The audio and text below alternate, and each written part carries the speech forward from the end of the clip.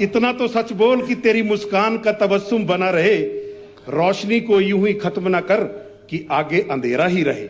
धन्यवाद करूं तो आखिर किस बात का?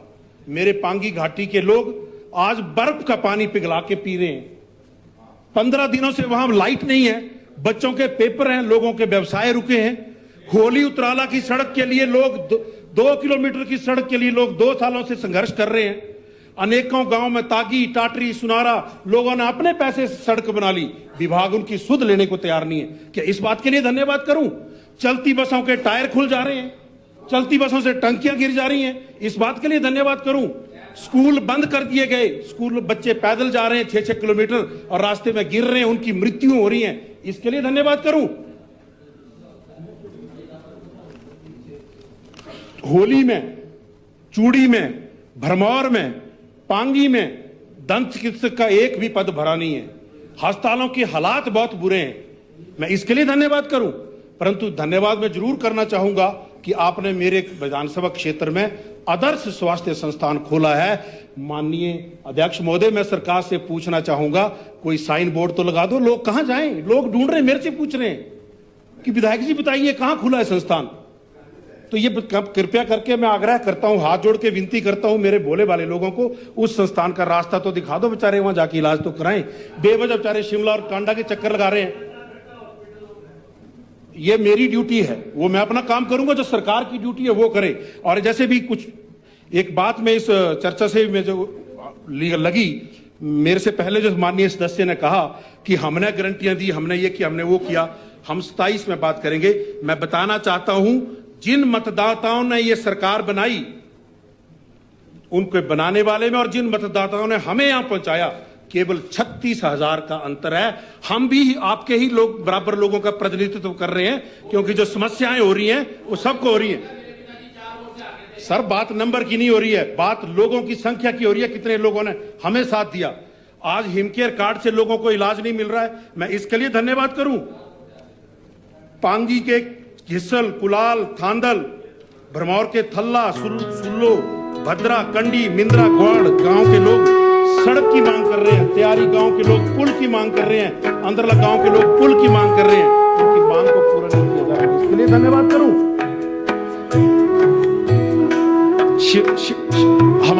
हमारे मैं भोलेनाथ के शिव भूमि से आता हूं,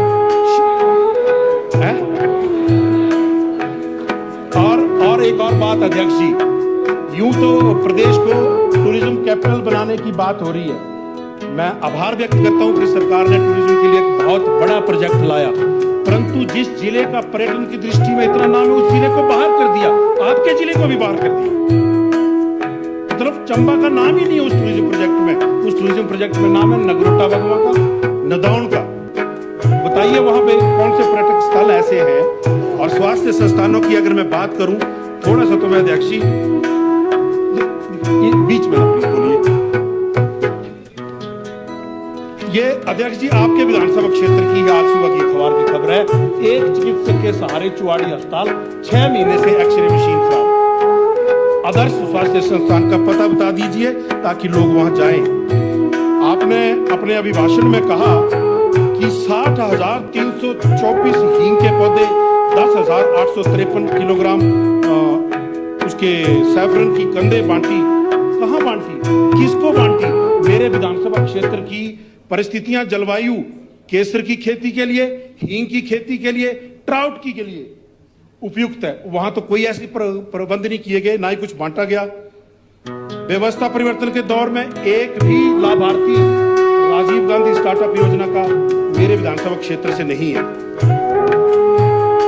1500 रुपए आपने लाहौल स्पीति की महिलाओं को तो दे दिए, मेरे जनजातीय क्षेत्र पांगी और भरमौर की महिलाओं ने क्या अपराध कर दिया कि उनको आपने 1500 रुपए नहीं दिए? मैं एक और चीज अभिभाषण में मैंने पढ़ा कि स्पेशल रिलीफ पैकेज दिया, बहुत अच्छा किया, मैं धन्यवाद करता हूं इस बात के लिए, व्यक्तिगत तौर पर धन्यवाद करता हूं, क्योंकि 1.5 लाख से किसी का कुछ नहीं बनता। आपने 7 लाख दिया, बहुत अच्छा दिया, परंतु एक राष्ट्र, एक झंडा, एक विधान, एक प्रदेश, एक कानून।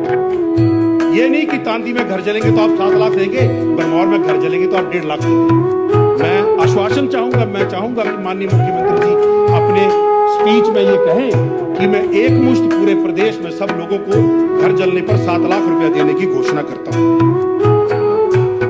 ताकि मैं भी अपने जनजातीय क्षेत्र के लोगों की ओर से आप लोगों का धन्यवाद कर सकूं।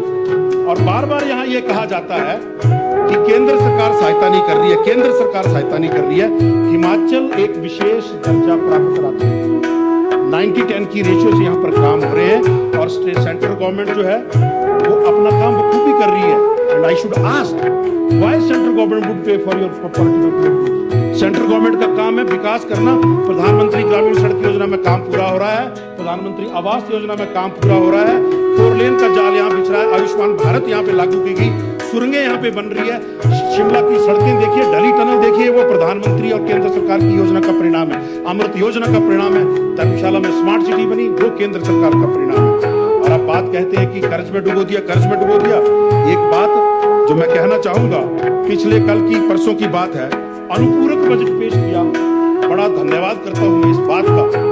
मैं इस सदन के माध्यम से पूरे हिमाचल प्रदेश के लोगों को बताना चाहता हूं कि अनुपूरक बजट होता क्या है। जब आपने 2024-25 का जो बजट पारित किया, वो चद्दर से बाहर जब आपके पैर चले गए, तो उसको पूरा करने के लिए आपने 17,000 करोड़ रुपए का सप्लीमेंट्री बजट पेश किया। भाई साहब प्लीज बीच में ना बोलिए, मैं रिक्वेस्ट कर रहा हूं, क्योंकि ये सब सुनो मत ना, इधर सुनो। तो मैं ये माइक ये लगा लेता हूं। मैं बताना चाहूंगा ये कंप्लीट फेलियर है फाइनेंस डिपार्टमेंट का और प्लानिंग डिपार्टमेंट का, क्योंकि उत्तर प्रदेश जैसे बड़े राज्य में सप्लीमेंट्री बजट पेश किया जाता है 1.66% ऑफ टोटल बजट, 12,000 करोड़ का सप्लीमेंट्री बजट, और हिमाचल में सप्लीमेंट्री बजट पेश किया जाता है 33% of the original budget. It is total failure of finance department and planning department. और फिर बोलते हैं कि जयराम जी ने कर्ज में डुबो दिया। ये इन सब आप एक सुझाव भी देना चाहूंगे माननीय मुख्यमंत्री जी को, जैसे पुराने समय में राजा लोग भेष बदल के घूमते थे ना, एक बार आप भेष बदल के घूमिए तो हिमाचल में लोग क्या बोलते हैं। ये अफसरशाही घुमा रही है मुख्यमंत्री जी को। वो तो नेक इरादे से काम करना चाह रहे हैं, सवेरे कुछ ऑर्डर निकलवा देते हैं, शाम में फिर वापस ले लेते हैं। तो ये अफसरशाही घुमा रही है। और वो उस भंवर में बेचारे मुख्यमंत्री जी सीधे साधारण परिवार से आए, उसमें फंस गए। तो मैं तो आग्रह करना चाहूंगा कि एक बार भेष बदल के निकल के देखिए जनाब, लोग व्यवस्था परिवर्तन के नारे का क्या क्या बात करते हैं।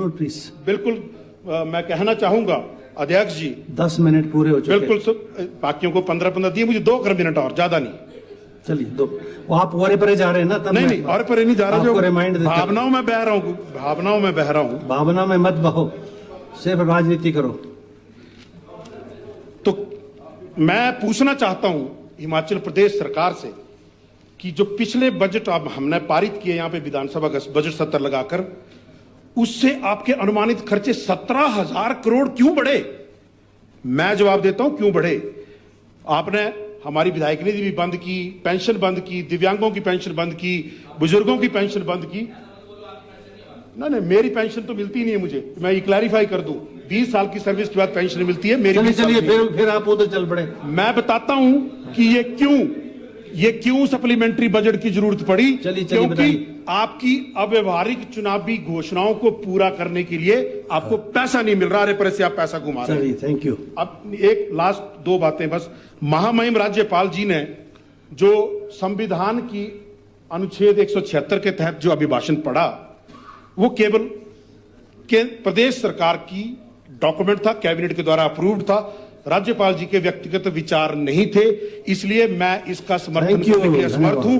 अंतिम बात कहकर मैं अपनी वाणी को विराम दूंगा कि अंत में केवल इतना कहना चाहूंगा इस सरकार को, इतना तो सच बोल कि तेरी मुस्कान का तबस्सुम बना रहे, इतना तो सच बोल कि तेरी मुस्कान का तबस्सुम बना रहे, रोशनी को यूं ही खत्म ना कर कि आगे अंधेरा ही रहे। धन्यवाद अध्यक्ष।